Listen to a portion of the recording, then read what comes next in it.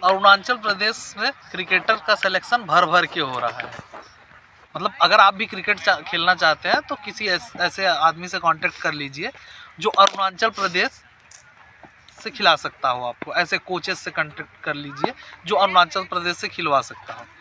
ठीक है, आपको लग रहा है कि इतना इजी है क्रिकेट खेलना अरुणाचल से, क्योंकि मेरे पास काफ़ी मैसेजेस आ रहे हैं कि अरुणाचल के प्रोसेस के बारे में बताइए कि हम अदर स्टेट से हैं लेकिन अरुणाचल से कैसे खेल सकते हैं।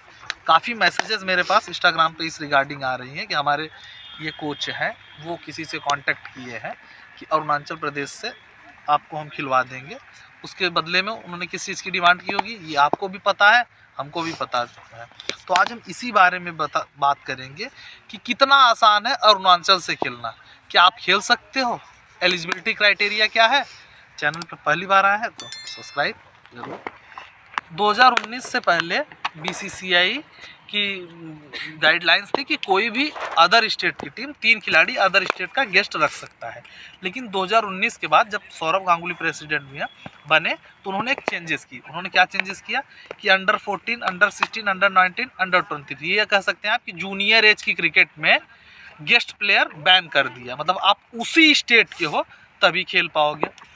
तो ऐसा नहीं है कि आप अदर स्टेट से नहीं खेल सकते अगर आपका बर्थ उस स्टेट्स में नहीं हुआ है। कुछ गाइडलाइंस है बीसीसीआई की, जो गाइडलाइंस के according Arunachal Pradesh cricket association भी चलता है। गाइडलाइंस क्या है कि अगर आप किसी स्टेट में 3 साल रहते हो, मतलब 3 साल पढ़ाई करते हो या 3 साल आप वहाँ से जॉब करते हो, तो आप एज अ लोकल क्वालिफाई कर जाओगे उस स्टेट से खेलने के लिए। तो आप ये भी कर सकते हो कि कुछ लोग आपसे कांटेक्ट में ऐसे हैं जो कहते हैं कि अरुणाचल प्रदेश से आपका डॉक्यूमेंट बनवा देंगे, क्योंकि तो मैं आपको ये बता दूं कि अरुणाचल प्रदेश से डॉक्यूमेंट बनना मुश्किल है। क्यों मुश्किल है क्योंकि अरुणाचल प्रदेश को स्पेशल स्टेटस मिला है। भारत में कुछ स्टेट्स ऐसे हैं जो नॉर्थ ईस्ट के जिनको स्पेशल स्टेटस मिला है, वहाँ आप ज़मीन नहीं खरीद सकते और भी 2-4 चीज़ें हैं। तो जब आप भी कभी भी नॉर्थ ईस्ट जाते हो तो आपका नॉर्थ ईस्ट कार्ड बनता है। ठीक है, किस पर्पस से, किस रीज़न से जाते हो। तो अगर आपका बैक डेट में तो नॉर्थ ईस्ट कार्ड बन ही नहीं सकता, तो कहाँ से आप खेल पाओगे। और एक गाइडलाइंस और है कि आपके आधार कार्ड में एज का अपडेशन, एड्रेस का अपडेशन 1 साल पहले होना चाहिए। तो आप 1 साल पहले की, अगर कोई कह रहा है ना कि नेक्स्ट ईयर मैं आपको खिलवा दे रहा हूँ, तो 1 सितंबर 2023 से पहले आपका अगर अरुणाचल प्रदेश का एड्रेस नहीं रहेगा आपके आधार कार्ड में, तब भी आप नहीं खेल पाओगे। क्योंकि अरुणाचल के नाम पे बच्चों को बेवकूफ़ बनाया जा रहा है। बच्चों को बेवकूफ़ कौन बना रहा है, जैसे मैं देख रहा हूँ 2-3 ग्रुप्स बने हैं। जैसे एक उत्तर प्रदेश क्रिकेट एसोसिएशन, एक नेशनल क्रिकेट एकेडमी ना, उत्तर प्रदेश क्रिकेट एसोसिएशन जो फेसबुक पेज है, उस ग्रुप है फेसबुक ग्रुप का, उससे उत्तर प्रदेश क्रिकेट एसोसिएशन कोई नाता नहीं, वो कोई आम खिलाड़ी या कोई भी बनाया है। ठीक इसी तरीके से नेशनल क्रिकेट एकेडमी नाम से जो ग्रुप बनी है उसका भी नेशनल क्रिकेट एकेडमी से कोई भी संबंध नहीं है।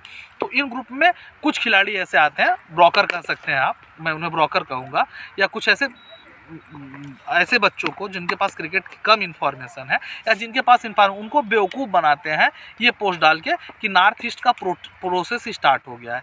तो मेरी रिक्वेस्ट आपसे यही रहेगी कि आप लीगल तरीके से अगर किसी अदर स्टेट से खेलना चाहते हैं तो आप जाइए वहाँ एजुकेशन लीजिए। आप एजुकेशन लेंगे या जॉब करेंगे तो आप उस स्टेट से खेलने के लिए क्वालिफाई कर जाओ। क्योंकि नॉर्थ ईस्ट से 2019 से पहले खिलाड़ी अदर स्टेट के खेलते इसलिए थे क्योंकि वहाँ का क्रिकेट वहाँ कल्चर में है ही नहीं, वहाँ फुटबॉल ज़्यादा होता है। अभी भी अरुणाचल के पास खुद का ग्राउंड नहीं है। पूरे अरुणाचल प्रदेश में 1 एकेडमी या 2 एकेडमी होगी क्रिकेट की। तो सोच लिए क्रिकेट का स्ट्रक्चर क्या है वहाँ।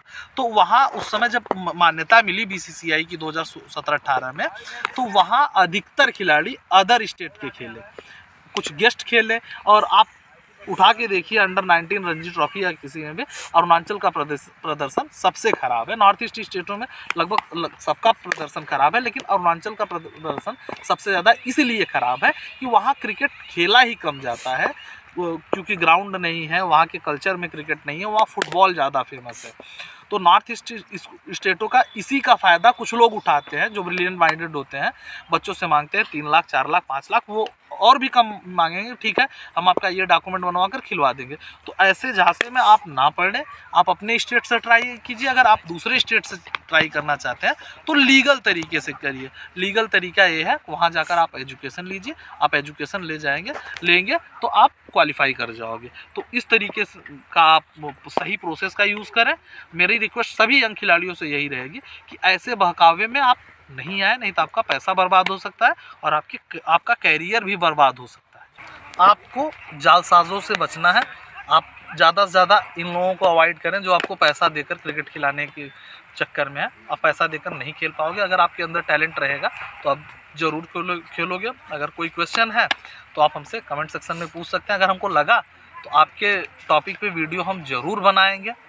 और आपको लगता है कि आपका डाउट हम कमेंट सेक्शन में नहीं क्लियर कर सकते हैं या नहीं आप पूछ सकते हैं हमसे कमेंट सेक्शन में, तो आप हमको बेझिझक इंस्टाग्राम पे मैसेज कर सकते हैं। कहाँ करेंगे? लिंक इंस्टाग्राम का डिस्क्रिप्शन में